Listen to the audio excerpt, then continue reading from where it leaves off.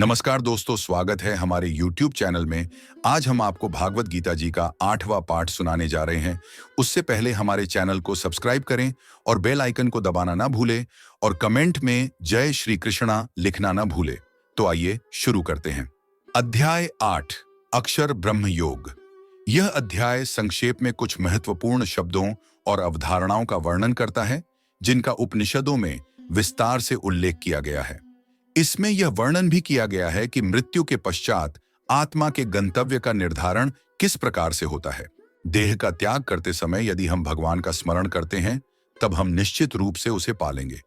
इसलिए अपने दैनिक कार्यों को संपन्न करने के साथ साथ हमें सदैव उसकी विशेषताओं, गुणों और दिव्य लीलाओं का चिंतन करना चाहिए। जब हम अनन्य भक्ति से अपने मन को भगवान में पूर्णतया तल्लीन कर लेते हैं तब हम भौतिक आयामों से परे आध्यात्मिक क्षेत्र में प्रवेश करते हैं। तत्पश्चात इस अध्याय में भौतिक क्षेत्र में स्थित कुछ लोकों की चर्चा की गई है। इसमें बताया गया है कि सृष्टि के चक्र में ये लोक और इन पर निवास करने वाले असंख्य प्राणी कैसे इनमें प्रकट होते हैं और प्रलय के समय पुनः अव्यक्त हो जाते हैं। किंतु इस व्यक्त और अव्यक्त सृष्टि से परे भगवान का दिव्य लोक है। वे जो प्रकाश के मार्ग का अनुसरण करते हैं वे अंततः दिव्य लोक में पहुंचते हैं और फिर कभी नश्वर संसार में लौटकर नहीं आते, जबकि अंधकार के मार्ग का अनुसरण करने वाले लोग जन्म, रोग, बुढ़ापे और मृत्यु के अनंत चक्रों में देहांतरण करते रहते हैं। अर्जुन ने पूछा, हे पुरुषोत्तम, यह ब्रह्म क्या है, अध्यात्म क्या है, कर्म क्या है, अधिभूत किसे कहते हैं और अधिदैव कौन कहलाते हैं? हे मधुसूदन, यहाँ अधियज्ञ कौन है और वह इस शरीर में किस प्रकार स्थित रहता है और शरीर के अंत समय में आत्म संयमी योग युक्त मनुष्यों द्वारा आपको किस प्रकार जाना जाता है? 2 श्री भगवान ने कहा, जो अविनाशी है वही ब्रह्म, आत्मा दिव्य है और आत्मा में स्थिर भाव ही अध्यात्म कहलाता है तथा जीवों के वह भाव जो कि अच्छे या बुरे संकल्प उत्पन्न करते हैं उन भावों का मिट जाना ही कर्म कहलाता है। हे शरीरधारियों में श्रेष्ठ अर्जुन, मेरी अपरा प्रकृति जो कि निरंतर परिवर्तनशील है अधिभूत कहलाती है तथा मेरा वह विराट रूप जिसमें सूर्य, चंद्रमा आदि सभी देवता स्थित है वह अधिदैव कहलाता है और मैं ही प्रत्येक शरीरधारी के हृदय में अंतर्यामी रूप स्थित अधियज्ञ यज्ञ का भोक्ता हूं। जो मनुष्य जीवन के अंत समय में मेरा ही स्मरण करता हुआ शारीरिक बंधन से मुक्त होता है वह मेरे ही भाव को अर्थात मुझको ही प्राप्त होता है, इसमें कुछ भी संदेह नहीं है। हे कुंती पुत्र, मनुष्य अंत समय में जिस जिस भाव का स्मरण करता हुआ शरीर का त्याग करता है वह उसी भाव को ही प्राप्त होता है जिस भाव का जीवन में निरंतर स्मरण किया है। इसलिए हे अर्जुन, तू हर समय मेरा ही स्मरण कर और युद्ध भी कर। मन बुद्धि से मेरे शरणागत होकर तू निश्चित रूप से मुझको ही प्राप्त होगा। हे प्रथापुत्र, जो मनुष्य बिना विचलित हुए अपनी चेतना आत्मा से योग में स्थित होने का अभ्यास करता है वह निरंतर चिंतन करता हुआ उस दिव्य परमात्मा को ही प्राप्त होता है।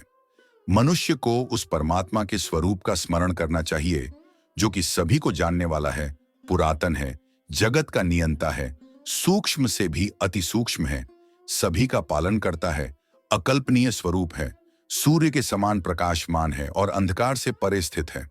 जो मनुष्य मृत्यु के समय अचल मन से भक्ति में लगा हुआ योग शक्ति के द्वारा प्राण को दोनों भौहों के मध्य में पूर्ण रूप से स्थापित कर लेता है वह निश्चित रूप से परमात्मा के उस परम धाम को ही प्राप्त होता है।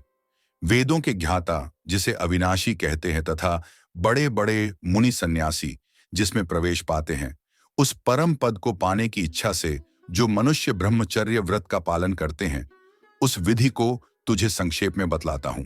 शरीर के सभी द्वारों को वश में करके तथा मन को हृदय में स्थित करके प्राणवायु को सिर में रोक करके योग धारणा में स्थित हुआ जाता है।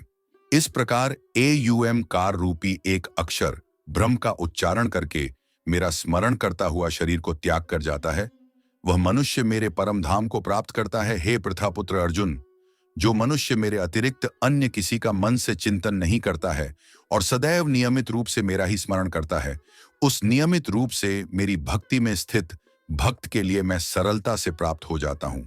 मुझे प्राप्त करके उस मनुष्य का इस दुख रूपी अस्तित्व रहित क्षणभंगुर संसार में पुनर्जन्म कभी नहीं होता है, बल्कि वह महात्मा परम सिद्धि को प्राप्त करके मेरे परम धाम को प्राप्त होता है। हे अर्जुन, इस ब्रह्मांड में निम्न लोक से ब्रह्मलोक तक के सभी लोकों में सभी जीव जन्म मृत्यु को प्राप्त होते रहते हैं, किंतु हे कुंती पुत्र अर्जुन, मुझे प्राप्त करके मनुष्य का पुनर्जन्म कभी नहीं होता है। जो मनुष्य 1000 चतुर्युगों का ब्रह्मा का दिन और 1000 चतुर्युगों की ब्रह्मा की रात्रि को जानते हैं, वह मनुष्य समय के तत्व को वास्तविकता से जानने वाले होते हैं। ब्रह्मा के दिन की शुरुआत में सभी जीव उस अव्यक्त से प्रकट होते हैं और रात्रि की शुरुआत में पुण्य अव्यक्त में ही विलीन हो जाते हैं। उस अव्यक्त को ही ब्रह्म के नाम से जाना जाता है। हे पृथापुत्र, वही यह समस्त जीवों का समूह बार बार उत्पन्न और विलीन होता रहता है। ब्रह्मा की रात्रि के आने पर विलीन हो जाता है और दिन के आने पर स्वतः ही प्रकट हो जाता है। लेकिन उस अव्यक्त ब्रह्म के अतिरिक्त शाश्वत अनादि अनंत परम अव्यक्त पर ब्रह्म है। वह परब्रह्म सभी जीवों के नाश होने पर भी कभी नष्ट नहीं होता है। जिसे वेदों में अव्यक्त अविनाशी के नाम से कहा गया है, उसी को परम गति कहा जाता है। जिसको प्राप्त करके मनुष्य कभी वापस नहीं आता है, वही मेरा परम धाम है। हे पृथापुत्र, वह ब्रह्म जो परम श्रेष्ठ है, जिसे अनन्य भक्ति के द्वारा ही प्राप्त किया जा सकता है, जिसके अंदर सभी जीव स्थित हैं और जिसके कारण सारा जगत दिखाई देता है। हे भरत श्रेष्ठ, जिस समय में शरीर को त्याग कर जाने वाले योगियों का पुनर्जन्म नहीं होता है और जिस समय में शरीर त्यागने पर पुनर्जन्म होता है, उस समय के बारे में बतलाता हूं। जिस समय ज्योतिर्मय अग्नि जल रही हो, दिन का पूर्ण सूर्य प्रकाश हो, शुक्ल पक्ष का चंद्रमा बढ़ रहा हो और जब सूर्य उत्तर दिशा में रहता है, उन 6 महीनों के समय में शरीर का त्याग करने वाले ब्रह्मज्ञानी मनुष्य ब्रह्म को प्राप्त होते हैं। जिस समय अग्नि से धुआं फैल रहा हो, रात्रि का अंधकार हो, कृष्ण पक्ष का चंद्रमा घट रहा हो और जब सूर्य दक्षिण दिशा में रहता है, उन 6 महीनों के समय में शरीर त्यागने वाला स्वर्ग लोकों को प्राप्त होकर अपने शुभ कर्मों का फल भोगकर पुनर्जन्म को प्राप्त होता है। वेदों के अनुसार इस मृत्यु लोक से जाने के 2 ही शाश्वत मार्ग हैं, एक प्रकाश का मार्ग और दूसरा अंधकार का मार्ग।